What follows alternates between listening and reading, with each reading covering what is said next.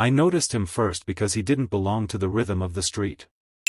Everyone else moved with purpose, quick steps, phones pressed to ears, shoulders angled as if the air itself demanded speed.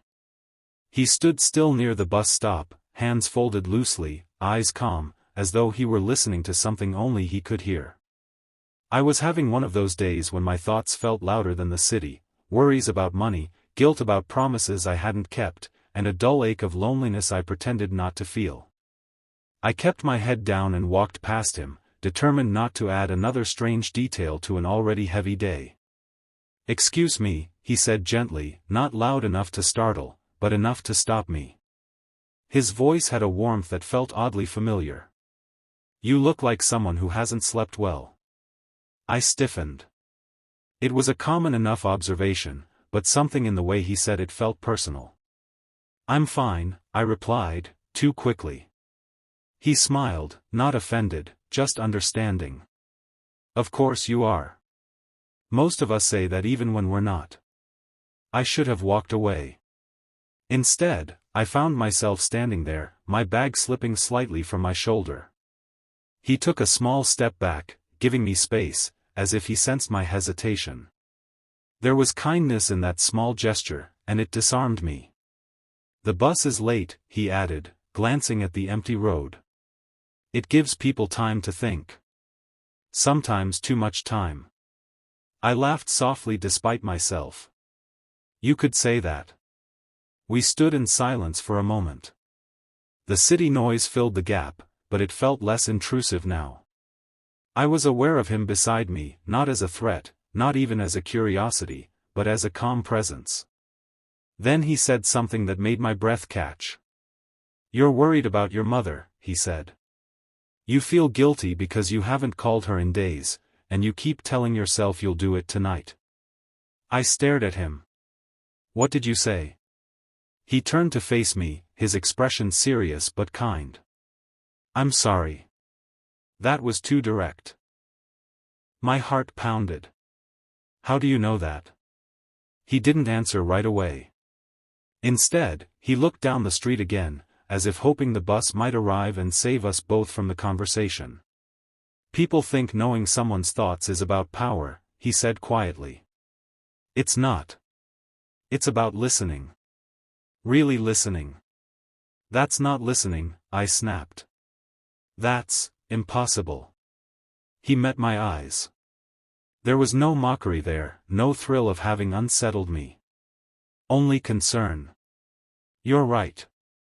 It sounds impossible. I don't expect you to believe me." I took a step back, my instinct screaming at me to leave. And yet, another part of me, the part that had been aching all day, felt seen in a way that frightened and comforted me at once. "I won't say anything else," he continued. "Not unless you ask." I hesitated. Against all logic, curiosity won. "Then tell me this," I said. "Why am I so tired all the time?" He exhaled slowly, as if choosing his words with care. "Because you're kind to everyone except yourself," he said. "You carry other people's worries as if they're your own, and you feel selfish when you rest." The words hit harder than any accusation. My eyes burned. "You don't know me," I whispered. "I know enough," he replied. "And I know you're doing your best." The bus arrived then with a hiss of brakes and a burst of noise. Relief flooded me. I moved quickly toward the door, desperate to escape the intensity of the moment. As I stepped inside, I glanced back. He remained at the stop, watching the bus pull away, his hand raised in a small, almost shy wave. For the rest of the day, I couldn't shake the encounter. His words replayed in my mind, mingling with my own thoughts until I wasn't sure where one ended and the other began. That night, I called my mother. We talked longer than usual, and when we hung up, the guilt I'd been carrying felt lighter.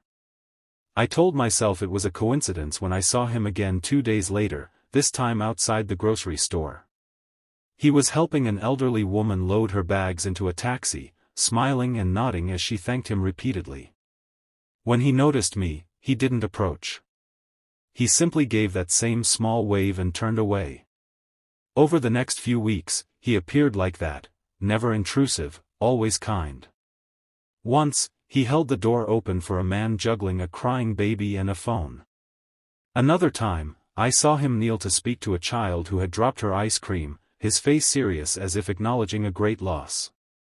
The child laughed through her tears. I started to look for him without admitting it to myself. And each time I saw him, something inside me softened. One afternoon, as rain threatened to spill from the sky, I found him sitting on a bench in the park, feeding crumbs to a cluster of pigeons. I sat at the other end of the bench, unsure whether to speak. "You've been thinking about changing jobs," he said, eyes still on the birds. "But you're afraid of failing." I sighed. "You said you wouldn't do that unless I asked." "I'm sorry," he said again. "Old habits." "Why me?" I asked. "Why tell me these things?" He finally turned to me. "Because you listen," he said. "And because kindness grows when it's shared." I frowned. Knowing people's thoughts doesn't sound like kindness. Frowned. Knowing people's thoughts doesn't sound like kindness. "It can be," he replied. "If you use it to help instead of harm." "Then help me understand," I said. He looked relieved. "I don't hear every thought," he explained. "Only the ones that are loud with feeling. Fear. Guilt. Hope. Most people are shouting inside, even when they're silent." "And you?"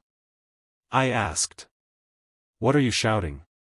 He smiled sadly. "I think about all the times I could have been kinder and wasn't." The simplicity of that answer stayed with me. "Is that why you do this?" I asked.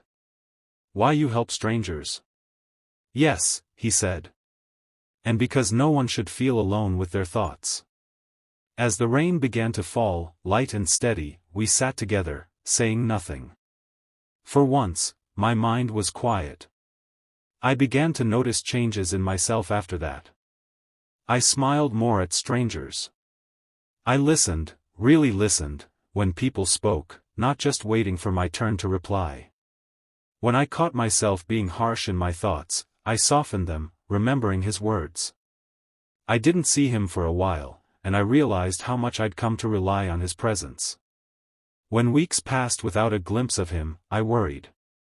Then one evening, as the sun dipped low and painted the sky in soft colors, I found him again at the bus stop where we'd first met. He looked tired.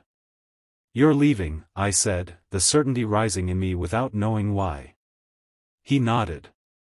"It's time." "Where will you go?" "Where I'm needed," he said simply. A lump formed in my throat. "I don't know how to thank you." He smiled, that familiar gentle curve of his lips.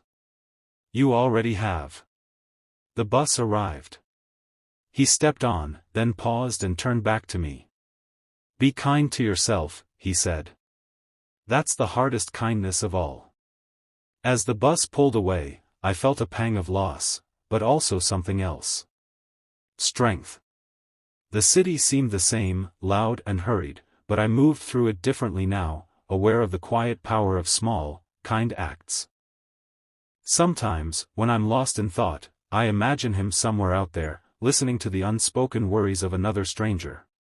And when I catch myself feeling overwhelmed, I remember that moment at the bus stop, when someone knew my thoughts and chose kindness instead of judgment. It reminds me that even among strangers, we can be gentle with what we cannot see.